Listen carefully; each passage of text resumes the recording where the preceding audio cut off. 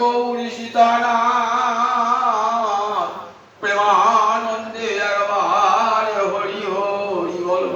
নিতাই গৌরী সীতানাথ প্রেমানন্দে একবার হরি হরি বল।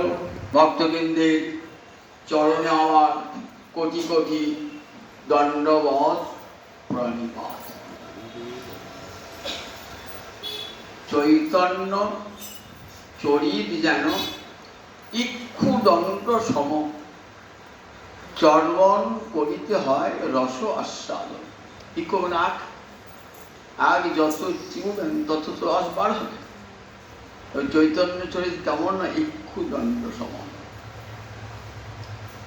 চর্বণ করিতে হয় রস আস্বাদন। যত চৈতন্য চরিত আলোচনা করবেন তত রস আস্বাদন। চৈতন্যের পরিকর্গণ কি দেখুন না কেন, যার কথা শোনাচ্ছে আপনাদের সনাতন গোস্বামীপাদ। জয় রূপ সনাতন ভট্ট রঘুনাথ, শ্রীজীব গোপাল ভট্ট দাস রঘুনাথ। এই ছয় গোসাইয়ের করি চরণ বন্দন, যাহা হইতে বিঘ্ন নাশ অভীষ্ট পূরণ। যাদের নাম উচ্চারণ করলে সমস্ত বিঘ্ন নাশ হয়ে যায়, আপনার মনের অভিলাষ পূর্ণ হয়ে যায়। আজও বাঙালির ঘরে ঘরে সর্বত্র, আর শুধু বাঙালি নয়, ভারতবর্ষের বাইরেও আর ছয় গোস্বামীর নাম। এই ছয় গোস্বামীর সর্বজ্যেষ্ঠ এবং সর্বশ্রেষ্ঠ ছিলেন সনাতন গোস্বামীপাদ। মহাপ্রভু নির্দেশিকতায় থাকতেন, বৃন্দাবনেই থাকতেন, কিন্তু মহাপ্রভুকে দর্শন করবে অন্তরে আকুলতা। নীলাচল ছেড়ে কোথাও যেতে চান নাই, মহাপ্রভু চরণ ছেড়ে। মহাপ্রভু চরণ পাবার জন্যই তো কারাগার থেকে ছুটে এসেছেন। কিন্তু মহাপ্রভু আদেশ, সেবক তো কখনো আদেশ লঙ্ঘন করতে পারে না, সেবকের স্বভাবই। বলছে দাও সনাতন, বৃন্দাবনে দাও। বৃন্দাবনে গিয়ে কি করবে? লুপ্ত তীর্থ উদ্ধার করবে। যে সমস্ত তীর্থ লুপ্ত হয়ে গেছে সেগুলো সব উদ্ধার করবে। প্রেম সেবার প্রবর্তন করবে, ভক্তি সিদ্ধান্ত জগৎকে শোনাবে, গ্রন্থ রচনা করবে। যে কাজগুলি আমার করার কথা ছিল সে কাজ আমি তোমাকে দিয়ে করাবো, রূপকে দিয়ে করাবো। এমনি করে রূপার সনাতনকে কৃপামৃতেন অভিষিষেচ, নিজের কৃপামৃতের দ্বারা অভিষিক্ত করেছিলেন। সনাতন বৃন্দাবনী আছেন, মনটা আকুল হয়ে উঠল, একবার নীলাচলে রাখবো, একবার প্রভুকে দিতে আসি। অন্তরে আকুলতা নিয়ে আসছেন। কোন পথ দিয়ে আসছেন দেখুন, যে পথ দিয়ে আমার মহাপ্রভু বৃন্দাবন গেছেন, কোন পথ? ঝাড়িখণ্ডের পথ। ঝাড়িখণ্ডের পথ মানে বন, সেখানে হিংস্র পশু আছে, মানুষগুলো প্রায় বুঙো, কাঁটা ঝোপ, সেখানকার জল একবার অত্যন্ত দূষিত জল, বায়ুও দূষিত। মহাপ্রভু সেই পথ দিয়ে গেছেন। ওই পথ দিয়েই আসছেন সনাতন গোস্বামীপাদ বৃন্দাবন থেকে নীলাচল। বৃন্দাবন থেকে নীলাচলে আসছেন ওই ঝাড়িখণ্ডের পথটা ধরে। ওইখানকার জল খেতে হয়েছে, তখন তার সঙ্গে সঙ্গে আসে একটা ঝাড়িখণ্ডের বন অধিক করতে অনেক দিন লিখে ধরুন হেঁটে আসছে। জল খাবেন কোথায়? ওইখানে, সঙ্গে তো কেউ নেই, জল নিয়েও যান না। ওইখানকার জল খেয়েছেন, পুকুরে জল খেয়েছেন, আবার ওইখানকার জলে স্নান করেছেন, ওইখানকার হাওয়াও লেগেছে অঙ্গে, রাত্রে গত মাটি দিয়ে শুয়েও পড়েছেন। এবার কি হলো দেখুন, ওই দূষিত জল অঙ্গে লেগে খোস পাঁচটা হয়েছে। কোন প্রমাণের খোস পাঁচটা হয়েছে। তখন মনে ভাবছেন, একে তো নিজ জাতির সেবা করছে, ম্লেচ্ছের সেবা করছে, সুতরাং সেই হাতে তো আর গৌরহরির সেবা করতেও পারবো না, মাধবের সেবাও করতে পারবো না, জগন্নাথের সেবাও করতে পারবো না। আবার দেহটা যে ভালো থাকবে তা নয়, দেহটাও পচা রোগ হয়ে গেল। এই দেহ নিয়ে কি গৌরহরির সেবা হবে না, জগন্নাথ দর্শন হবে? তাই মনের প্রতি করলেন। ওই ঝাড়িখণ্ডের পথে আস্তে আস্তে রক্ত বার হচ্ছে, পুঁজ হয়েছে ঘায়ে, খোঁজ পাঁচালে কী হয়, খোঁজ পাঁচা হলে পরে পুঁজ হয়, রক্ত হয়। আসছেন, ভাবছেন, মনে মনে ভেবেছেন, অন্তরে ভাবনা যে এবার গিয়ে আমি তো জগন্নাথ দর্শন আমার হবে না, তবে মহাপ্রভুকে দেখতে হবো কী করে। রথের দিনে মহাপ্রভু রথের আগে নৃত্য করবেন, তখন দূর থেকে আমি মহাপ্রভুকে দর্শন করব। কাছে যাবার সাহস আমার নাই, অধিকারও আমার নাই। কত উচ্চকোটির ব্রাহ্মণ, কত বিদ্বান, তৎকালীন বাংলার অখণ্ড বাংলার প্রধানমন্ত্রী, কত সম্মান যশ বলুন, কত নিজের কত দিন ভাবনা। এই ভাবনা থেকে জগতে বৈষ্ণব বড় হতে পারে। এই যত দীনতা আসবে অন্তরে না, ভক্তি মহারানীর তত কৃপা হয়। ছয় গোস্বামীর মধ্য দিয়ে গৌরী শেখাচ্ছেন জগৎকে, যদি ভক্তি পথে যাত্রা করতে চাও তাহলে অন্তরে দীনতা আনো, অহংকার নয়, অন্তরে দীনতা আনো, তবেই ভক্তি মহারানীর কৃপাটা লাভ হবে। সনাতনী তার প্রমাণ। তখনকার দিনে এই সনাতনের মতন পণ্ডিত কেউ ছিল না, এত পণ্ডিত সনাতন গোস্বামী পাওয়া। আমার তখন অর্থনৈতিক দিক থেকে প্রবল প্রতাপশালী, সম্মানের দিক থেকে কত উঁচুতে, তথাপি কতখানি দিন আমি মেলেচ্ছ সেবী দিনহীন। আমি তো জগন্নাথ শুনেছি মহাপ্রভু জগন্নাথ মন্দিরের কাছে থাকেন। কোথায় থাকেন? কাশী বিশ্বের গৃহে থাকেন মহাপ্রভু, যেখানে গম্ভীরা কাশী বিশ্বের গৃহে সেখানে থাকেন। সে তো জগন্নাথ মন্দিরের সামনে, তা সেখানে তো আমি যেতে পারবো না। কেন পারবো না? না, জগন্নাথের সেবকেরা সেখানে ঘোরাফেরা করে, আমার অঙ্গের স্পর্শ যদি লাগে তা তো অপবিত্র হবে, সেবা কার্যে বিঘ্ন ঘটবে। কাজে আমি অত দূরে যাবো না। কোথায় থাকবো? শুনেছি হরিদাস থাকেন ওইখানে একটা বাগানে, কাশী বিশ্বের বাগানে পুরে ঘরে থাকে, আমি সেখানে গিয়ে এই মনে করে মনে ভাবনা নিয়ে এসেছেন। কোথায়? যেখানে সিদ্ধ বকুল, যেখানে কে থাকতেন? হরিদাস ঠাকুর। বকুল গাছ ছিল, বকুলটার নাম সিদ্ধ বকুল। বকুল কাঠে দিয়ে দাঁতন করতেন, জগন্নাথের দাঁতন করতেন। তার হরিদাস তো ঘরে থাকবেন না, মহাপ্রভু কী করেছিলেন? ওই দাঁতন কাঠটা নিয়ে এসে ওই পুঁতে দিয়েছিলেন। সেখান থেকে বিশাল বৃক্ষ হয়ে যায়, একবারে এমন ছায়া করেছিলেন যে জলও লাগবে না গায়ে, রোদও লাগবে না। পরেও কুটির একটা নির্মাণ করে দিয়েছিলেন, কিন্তু সনাতন প্রভু ঘরে থাকার যোগ্য আমি লোক, আমি বাইরের লোক, বাইরেই থাকবো। এত দীনতা হরিদাস ঠাকুরের, তাই শ্রীরাম সিদ্ধ বকুল।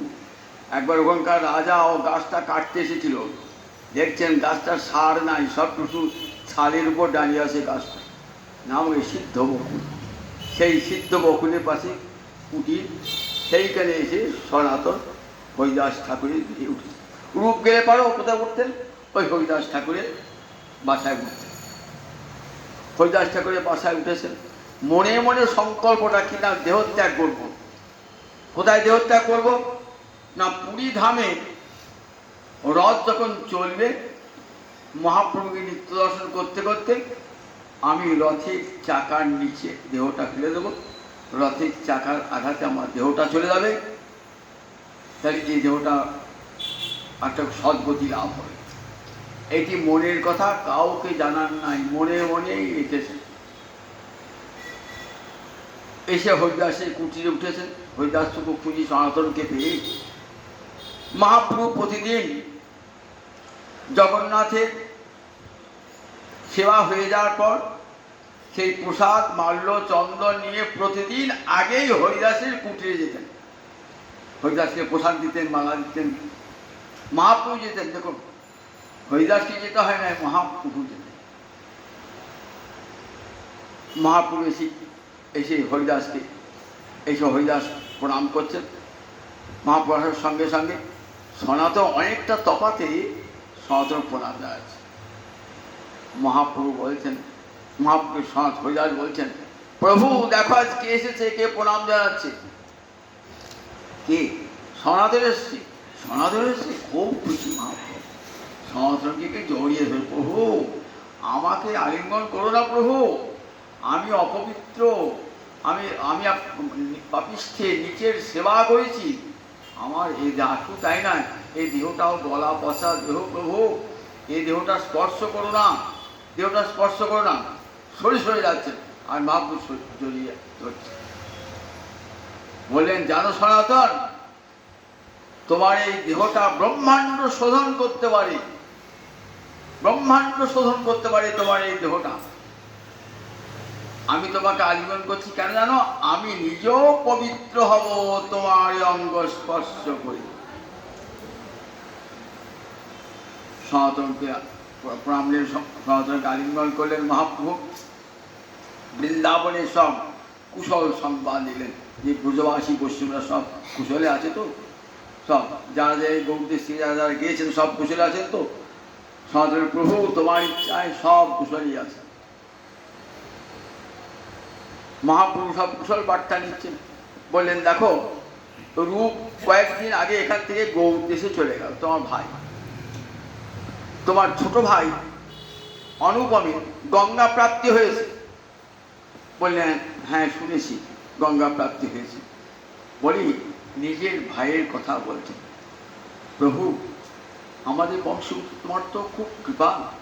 আমার এই ছোট ভাই অনুপম পরম রাম ভক্ত ছিল, রামচন্দ্র ছাড়া কিছুই জানতো না। একদিন তার ভক্তি পরীক্ষা করবার জন্য আমি বললাম, অনুপম আমরা দু ভাই তো কৃষ্ণ ভজন করি, তুমিও আমার সাথে কৃষ্ণ মন্ত্র গ্রহণ করে কৃষ্ণ ভজন করো। বললেন, বেশ দাদা, তুমি যখন বলছো আমি তাই করব। রাত্রেবেলায় শুয়ে দেখছেন স্বয়ং রামচন্দ্র ধনুর্বাণ হস্তে দাঁড়িয়ে আছেন মাথার গোড়ায়। আমার ভক্ত আমাকে ছেড়ে চলে যাবি? হাওয়াকে কেঁদে বলছেন, না না প্রভু, আমি কোনোদিন তোমার চরণ ছাড়া হতে পারব না। বলছেন দাদাকে,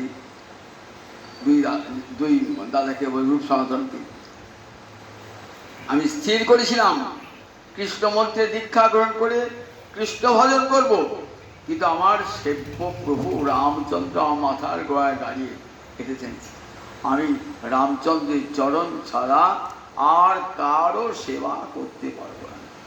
রূপ আর সনাতন জড়িয়ে ধরেছে, জড়িয়ে ধরে বলছেন, দেখো ভাই, তোমার শুধু ভক্তি পরীক্ষা করবার জন্যে ইষ্টে তোমার ভালোবাসা আছে কিনা, আপন আরাধ্য দেবতাকে ভালোবাসো কিনা, এই পরীক্ষা করবার জন্যেই তোমাকে বলেছিলাম কৃষ্ণ মন্ত্রে দীক্ষা নাও। ভাই তুই পরীক্ষায় উত্তীর্ণ, তুই প্রাণ ভরে রামচন্দ্রের ভজনা কর।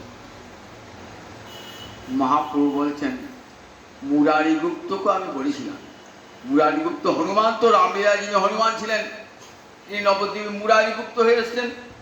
মুরারি হলো সেই হনুমান।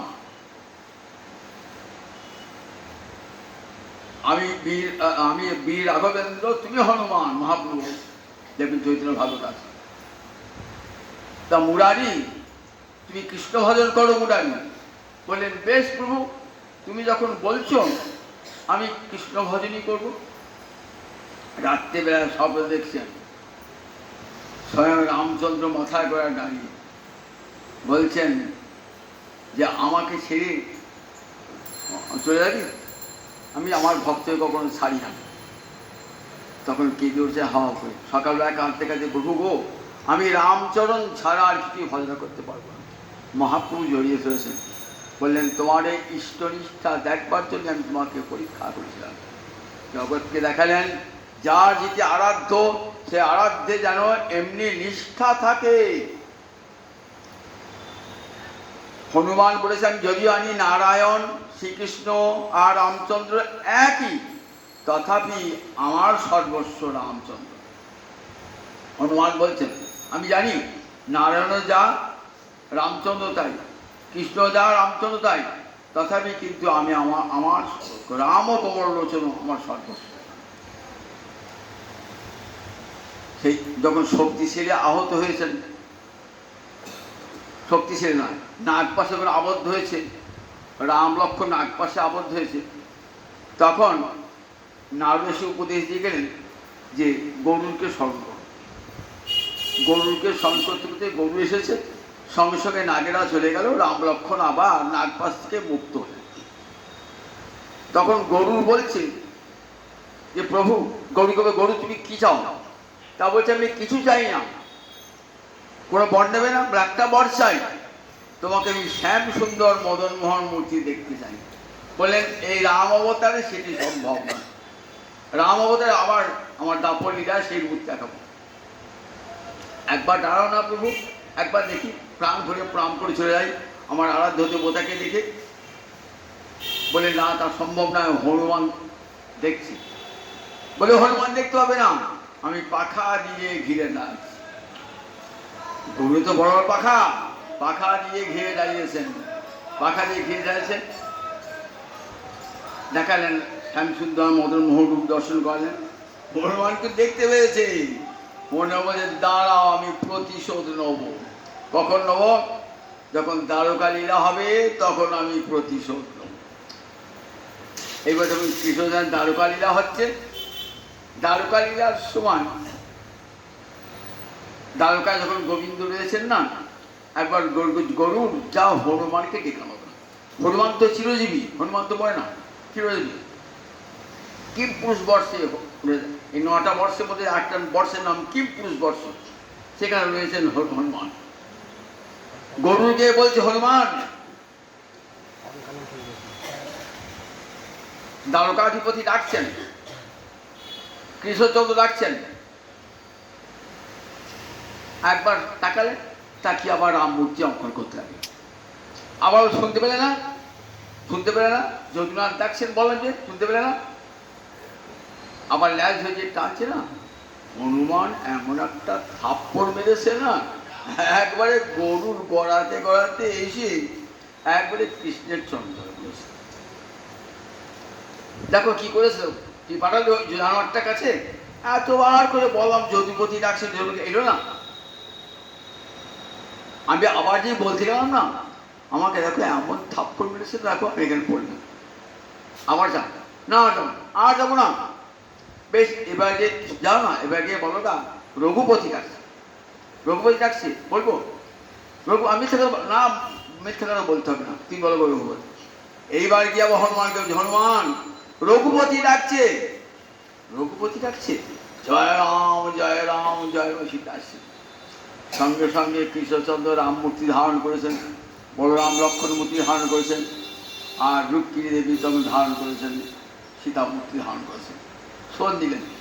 তাই দেখুন জগতে আপন আরাধ্য দেবতা মহাপ্রভু বলছেন, দেখো সেই প্রভু ধন্য যে না ছাড়ে নিজ জন, সেই ভক্ত ধন্য যে না ছাড়ে নিজ ইষ্টজন। বললেন সেই প্রভু ধন্য যে নিজের ভক্তকে ছাড়ে না, আমার সেই ভক্ত ধন্য যে না ছাড়ে নিজ প্রভুর চরণ। জগৎকে শুধু পরীক্ষা করেন, জগৎ দেখা লেখেন যে আপন ইষ্টে যেন এরকম নিষ্ঠা থাকে, তবেই তো সিদ্ধি লাভ হবে। আমাদের তো ইষ্টেই নিষ্ঠা নাই, তা ভগবত ভজনটা আমি করি, আমরা সবারই ভজন করি, সবাই ভজন করি, মনটা তো সব জায়গায় দিয়ে রেখে দিয়েছি, সব জায়গায় আমরা আমাদের ইষ্টনিষ্ঠা আছে, ইষ্টনিষ্ঠা নাই বলি ভজনে ফল হয় না, যতই গুরু মন্ত্র জপ করুন আলাদা করুন ফল হয় না, ইষ্টনিষ্ঠা থাকবে। শিক্ষা দিয়েছে আমার মহাপ্রভু কেমন করে ইষ্টনিষ্ঠা রাখতে হয়। এই রূপ সনাতনের ভাই অনুপমকে দিয়ে, আবার দেখুন মুরারি গুপ্তকে লিখে দিলেন মহাপ্রভু, মুরারি গুপ্ত, মুরারি গুপ্ত, মুরারি মানে কৃষ্ণ, গুপ্ত গোপন গোপনভাবে তোমার হৃদয়ে রয়েছেন কৃষ্ণ, তাই তোমার মুরারি গুপ্ত নাম থাকবে। মহাপ্রভু প্রতিদিন আসেন, প্রসাদ দিয়ে যান, আর সনাতন দূর থেকে ওই চক্র দর্শন করে, চক্র দর্শন করেই জগন্নাথ দর্শন হয়ে যায় বলা আছে।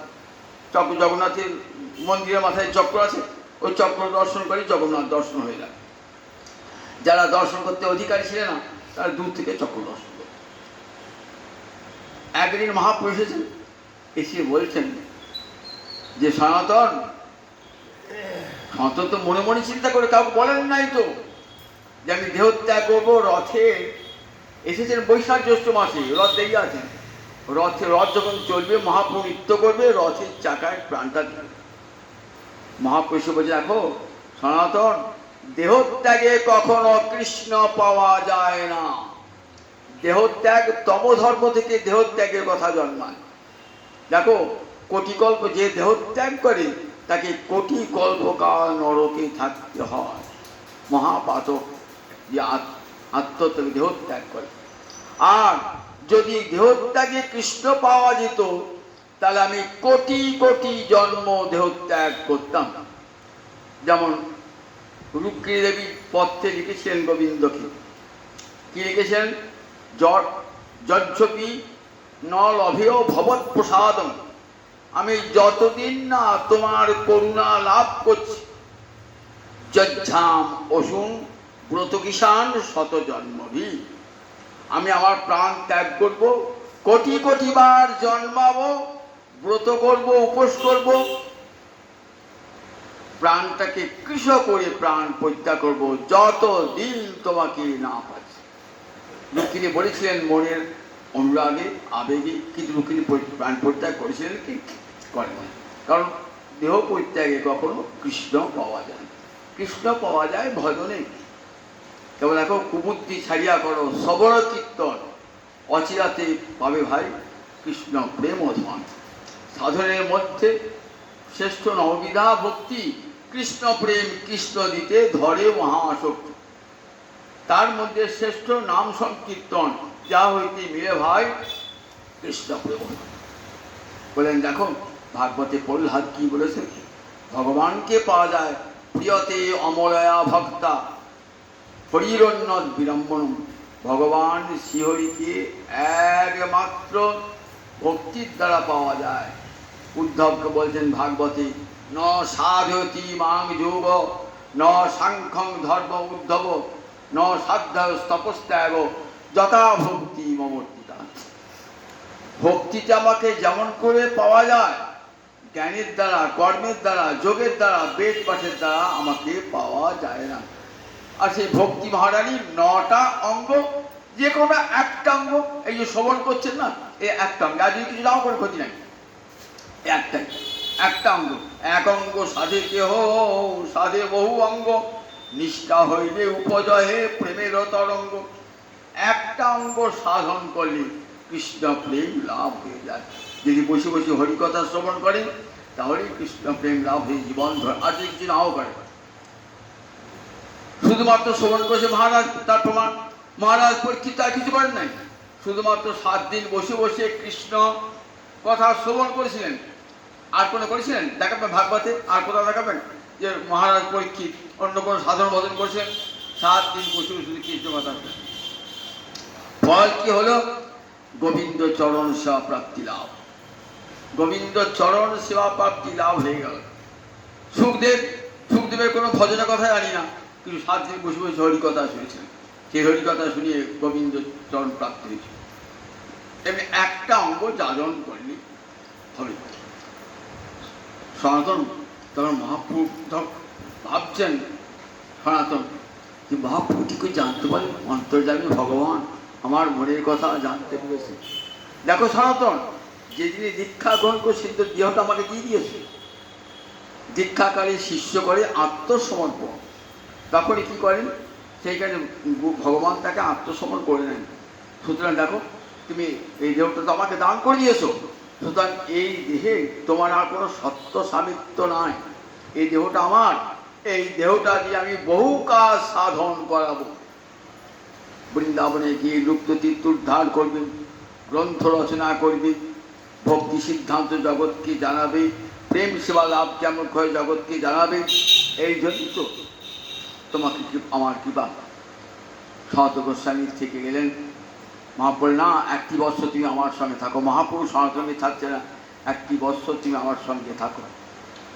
বসে জ্যৈষ্ঠ মাসে এসেছেন, একটি বৎসর রেখেছেন। মহাপ্রভু চলে যাওয়ার পর হরিদাস বলছেন, দেখো তোমাকে মহাপ্রভু কত ভালোবাসেন। দেখো বলছেন, তোমার দেহটা দিয়ে কি হবে, অনেক কাজ হবে। তোমার দেহটা গৌরহরি ভাবছে আমার দেহ, আমার কেন জন্ম হলো, আমার জন্ম তাহলে হতো, আমি অত্যন্ত পাপিষ্ঠ পিশাচ, আমার এই যে মানব জন্মটা ব্যর্থ হয়ে গেল। সনাতন বলছে, দেখো না না, তুমি মহাপ্রভু সবচেয়ে বড় করুণার পাত্র। মহাপ্রভু আবির্ভূত হয়েছিলেন কি জন্যে? আবির্ভূত কেন হয়েছিলেন না, হরিনামের আচার এবং হরিনামের প্রচার। হরিনাম নিজে আচরণ করেছেন মহাপ্রভু, শুধু উপদেশ দেন না, নিজে আচরণ করেছেন, মালা জপ করছেন, আবার জগৎকে প্রচার করছেন। আচার প্রসার, আপনি আচরি ধর্ম জীবনে শিখায়নি। মহাপ্রভু নিজে আচরণ করছেন, মালা জপ করছেন, লোককে শিখিয়েছেন। তারপরে দেখো মহাপ্রভু আবির্ভাবের দুটো কারণ, আচার এবং প্রচার। সেই যদি তুমি করো, প্রতিদিন 3 লক্ষ নাম করছো, 1 লক্ষ নাম উচ্চৈস্বরে, 1 লক্ষ নাম উপাংশু, আর 1 লক্ষ মনে মনে, 3 লক্ষ, মাসে 1 কোটি নাম করছো। সবাই তোমার উচ্চস্বরে যখন নাম করো সবাই শুনতে পায়, পশু পাখি কীট পতঙ্গ সবাই শুনতে পায় এবং সবাই মুক্তি লাভ হয়ে যায়। তাহলে তুমি নামের প্রচার করছো, আবার নিজের নাম আচরণ করছো, তাই তুমি মহাপ্রভু অত্যন্ত প্রিয়। এমনি করে মহাপ্রভু হয়ে গেছে, সনাতন গোসাই পার হয়ে গেছে। কবে এসেছেন? বৈশাখ মাসে এসেছেন। বৈশাখ জ্যৈষ্ঠ মাস গ্রীষ্মকাল। মহাপ্রভু এসেছেন টোটা গোপীনাথে। টোটা গোপীনাথ যারা পেয়েছেন, পুরী টোটা গোপীনাথ দেখেছেন তো, সমুদ্রে বালিকা করতে করতে মহাপ্রভু গদাধরকে বলছেন, গদাধর দেখো, আমি যদি কোনো মূল্যবান নিধি পাই তুমি দিলে নেবে? হ্যাঁ বলুন। তখন বলছে, দেখো আমার প্রাণনাথকে বার করছি, বালিকা খুঁজেছে, গোপীনাথ করছে, এই গোপীনাথ তিনি সেবা করেন।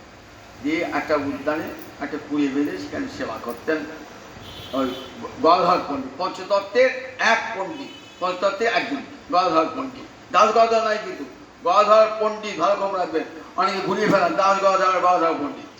তিনি গদাধর পণ্ডিত পঞ্চতত্ত্বের অন্যতম, আর দাস গদাধরের নিত্যানন্দ পরিকর।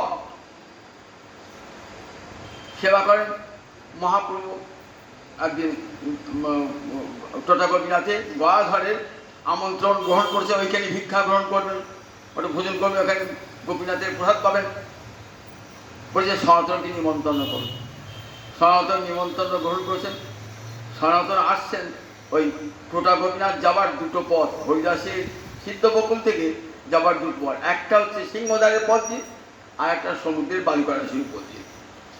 সনাতন কোন পথটা দিয়ে গেলেন? ওই বালিকরাশির উপর দিয়ে গেলেন। মহাপ্রভু অবশেষ প্রাপ্ত হওয়ার পর মহাপ্রভু সব জানেন, যে কাজ করে সনাতন দেখছে, সনাতনের পায়ে বড় ফসকা পড়েছে। সনাতন কোন পথ দিয়ে এলে? তাহলে সমুদ্রের বালিকা ভূমি উপর দিয়ে এলাম। কেন? ভালো পথ ছিল তো, ছায়া ঘেরা পথ ছিল, সিংহদ্বারি ছায়া ঘেরা, আসতে পারতেন। বলে না না প্রভু, আমি আসি না, কারণ জানো ওখানে সিংহদ্বারির কাছে সব ঘোরাঘুরি করে জগন্নাথের সেবকেরা, আমার অঙ্গ স্পর্শ হলে তারা অপবিত্র হয়ে যাবে তো, তাই আমি এই শিকল দিয়ে ওই সমুদ্রের লাভনীর উপর দিয়েছি। সনাতন বলি, দেখো এই জন্যই সনাতন তোমাকে ভালোবাসি। মর্যাদা পালন হয় সাধুর ভূষণ। যাকে যেই মর্যাদা, সেই মর্যাদা দান করার এটা মহত্ব থাকা চাই, নইলে মর্যাদা দান হয় না। মর্যাদা পালন হয় সাধুর ভূষণ সনাতন। সনাতনকে কত শিক্ষা দান করছেন দেখুন, সনাতনকে মর্যাদা পালন, যা যদি প্রাপ্য মর্যাদা তাকে সেই মর্যাদা দান করতে হয়। জগন্নাথের সেবক যারা, তাদেরকে সেই মর্যাদা দান করবার জন্যে সনাতনে বলছেন, আমি অসুচি অস্পৃশ্য ছোবনা বলে চলে আসছি। এমনি করে রয়েছেন। একদিন মহাপ্রভু থাকতে বলেছেন তো, বলছেন দোলযাত্রা দিকে তবে যাবে। রথ এলো, রথের সময় সব বহু দেশের ভক্তরা গেলেন, সনাতনের সঙ্গে সবার পরিচয় করে দিলেন, সবারই আশীর্বাদ সনাতনের মাথায় পায়ে দিলেন। রথ চলে গেল। মহাপ্রভু একদিন জগদানন্দ, যিনি সত্যভামা জগদানন্দ এসছেন, জগদানন্দ পণ্ডিত বলছেন, জগদানন্দ আমি এলাম যে উদ্দেশ্যে, সে উদ্দেশ্য সিদ্ধ হলো না, সিদ্ধ হলো না। আমি ভেবেছিলাম রথে প্রাণ পরিত্যাগ করবো, সে তো হলো না। আর এই পাপিষ্ঠ দেহটা থেকেই বা কী লাভ হবে? তখন জগদানন্দ বলছেন যে শোনো সনাতন, বৃন্দাবন তো তোমার থাকবার জায়গা, তোমাদের থাকবার জায়গা। মহাপ্রভু তোমাদের ভাইপুকে থাকবার জন্য এখানে জায়গা দিয়েছেন বৃন্দাবন, সেখানে থাকুক। হ্যাঁ ঠিক বলেছো না, আমি এখানে থাকবো না, আমি আর পুরী থাকবো না। মহাপ্রভুকে বলছেন কয়েকদিন বাদে যে আমাকে, আমি জগদানন্দের সঙ্গে পরামর্শ করলাম। কি পরামর্শ করলাম? যে এখানে আমার থাকা উচিত হবে না, তুমি প্রতিদিন আমার অঙ্গ স্পর্শ করবে তো, আর আমার অঙ্গে খোঁজ পাঁচটা তোমার গায়ে লাগবে, রক্ত পুঁজ লাগবে, এটা আমার আরো অপরাধ বেড়ে যাচ্ছে। কে বলেছে আমাকে এই উপর পরামর্শ দিয়েছে? বলছি জগদানন্দ। জগদানন্দ দুদিনকার ছেড়ে জগদানন্দ তোমার মতো লোককে উপদেশ দান করেছে? দেখো এই মর্যাদা নষ্ট আমি সহ্য করতে পারি না। দেখো যে ছোট, সে ছোটর মতোই থাকবে, সে কখনো বড়কে উপদেশ দান করতে আসবে না। কোথায় জগদানন্দ আর কোথায় সনাতন? দেখো তুই পণ্ডিত, তুমি আমাকে উপদেশ দান করতে পারো, তুমি জগৎগুরু, আমাকে উপদেশ দান করতে, তোমাকে উপদেশ দিয়েছে জগদানন্দ। তখন সনাতন বলছেন, প্রভু এখন বুঝলাম কে তোমার আপনজন। ভৎসনা করা যায় কাকে? যে খুব আপনজন তাকে ভৎসনা করা যায়, তিরস্কার করা যায়। আমাকে এত সম্মান করছো, গৌরব করছো, কারণ আমাকে দূরে সরিয়ে দিয়েছো। আর জগদানন্দকে বলছো প্রভু বুঝলাম। বলে না না, জানো মর্যাদার লঙ্ঘনকে আমি সহ্য করতে পারি না, মর্যাদা লঙ্ঘন। দেখো তোমাকে শিক্ষা দিতে আসি, এত বড় স্পর্ধা জগদানন্দে। দেখো আমি তোমাকেও যেমন ভালোবাসি, জগদানন্দকেও ভালোবাসি, তবু চাই সবাই সবার মর্যাদাটা রক্ষা করুক। তুমি আমাকে যদি শিক্ষা দান করতে পারো, জগদানন্দকে, ও কালকের পড়ুয়া ছাত্র। বললেন দেখো তুমি যেদিন প্রথম দিনই এসেছো, সেদিন তোমার অঙ্গে আমি খোঁজ পাঁজা রক্ত পুঁজ দেখেছি, কিন্তু সেদিন আমি তোমার অঙ্গে খোঁজ পাঁজার ওই পুঁজের গন্ধ পাইনি, কিছু পাই না, চন্দনের গন্ধ পেয়েছি। দেখো মা কি করে, ছেলে, মা খেতে খেতে ছেলে এসেছে, পায়খানে ফিরে এসেছে, মল লেগে আছে অঙ্গে। মা কি করে? মা ঘেন্না করে, মা ঘেন্না করে, সে অবস্থায় ছেলেকে নিয়ে আবার খেতে বসলেন। মা যেমন ছেলেকে ঘৃণা করে না, আমি যদি তোমাকে ঘৃণা করতাম সেদিন আমার পাপ হতো তোমার। দেখো আমি তো সন্ন্যাসী, আমার কাছে ওই পাঁকও যা কুঙ্কুমও তাই দুটোই সমান। জানো তো, বিদ্যা বিনয় সম্পন্নে ব্রাহ্মণে গভীহস্তিনী শুনিচৈব সপাকে চ পণ্ডিতা সমদর্শিনা। কাকে পণ্ডিত বলে জানো? গীতা পড়েছে তো। ব্রাহ্মণকেও যে দৃষ্টি দেখে, একটা কুকুরকেও সেই দৃষ্টি দেখে, একটা নিজ জাতিকেও সে দৃষ্টি দেখে, সেই তো পণ্ডিত। কারণ তার দেখাটাই আসল দেখা। সেই পণ্ডিত যে সর্বত্র ভগবানকে দর্শন করে। তাই দেখো আমি তোমার যেহেতু সেদিন তোমাকে ফিরিয়ে দিতাম, ঘৃণা করতাম, তাহলে আমার মহা অপরাধ হতো, মহা অপরাধ হতো। আমি সেই অপরাধ পঙ্কে নিবজ্জিত হতাম। দেখো সনাতন, তোমার দেহটা দেখো, তোমার চিন্ময় দেহ, যেদিন আমার চরণে সমর্পণ করেছো, সেই তোমার দেহটা চিন্ময় হয়ে গেছে। ভক্তর দেহ কখনো কখনো ভক্তের দেহ কখনো এই সাধারণ মানুষের দেহ, ভৌতিক দেহ নয়। সুতরাং আমি যদি তোমাকে স্পর্শ না করতাম, তাহলে সেদিন আমার অপরাধ হতো। বলছেন প্রভু তোমার কত কৃপা। হরিদাস ঠাকুর শুনেছেন, প্রভু তোমার কত কৃপা, তুমি ওই ঝাড়িখণ্ডের পথে নিয়ে এলে সনাতন গোস্বামীবাদকে, তার অঙ্গে ওই খোঁজ পাঁজা করলে, আবার তাকে আলিঙ্গন করলে, জগৎকে শিক্ষা দান করলে। প্রভু বাসুদেব গরৎকুষ্ঠী, সেই পূর্ব মহাপ্রভু যখন যাচ্ছে না দক্ষিণে, তখন একটা গ্রামে প্রবেশ করেছে, যে সেখানে সারা রাত্রি কাটিয়েছে মহাপ্রভু, পরের দিন যাচ্ছে। পাশে একটা বাসুদেব ব্রাহ্মণ ছিল, সারা দেহটা কুষ্ঠে ভরা। শুনেছেন এসেছেন মহাপ্রভু স্বয়ং ভগবান, ছুটতে এসেছেন, শুনলেন মহাপ্রভু চলে গেছে। মহাপ্রভু চলে গেছেন, তখন আমি এত অধম পিসাদ, একবার থেকে প্রণাম জানাতাম, একবার থেকে প্রণাম জানাতে মনে মনে ভাবে, আর কাজ হাওয়া করে দেখছেন মহাপ্রভু আবেশ এসে গেছেন। মহাপ্রভু জড়িয়ে ধরেছেন, কোথায় কুষ্ঠ ব্যাধি সহজ হয়ে গেল, নূতন নূতন দিব্য দেহ লাভ করল। প্রভু বাসুদেব গরৎকুষ্ঠকে তুমি কত কৃপা করেছো প্রভু, তোমার কাছে কি আর ভেদ আছে? দ্বৈতাদ্বৈত ভেদ কার তাদের থাকে? আমাদের মনোধর্ম ওটা আমাদের থাকে, দুই ভাব থাকে, তুমি ভগবান তোমার কাছে থাকে। এই বলে থেকে গেলেন। চৈত্র মাসের দোলযাত্রা দেখলেন। দোলযাত্রা দেখার পর সনাতন আবার বৃন্দাবনে ফিরে গেলেন।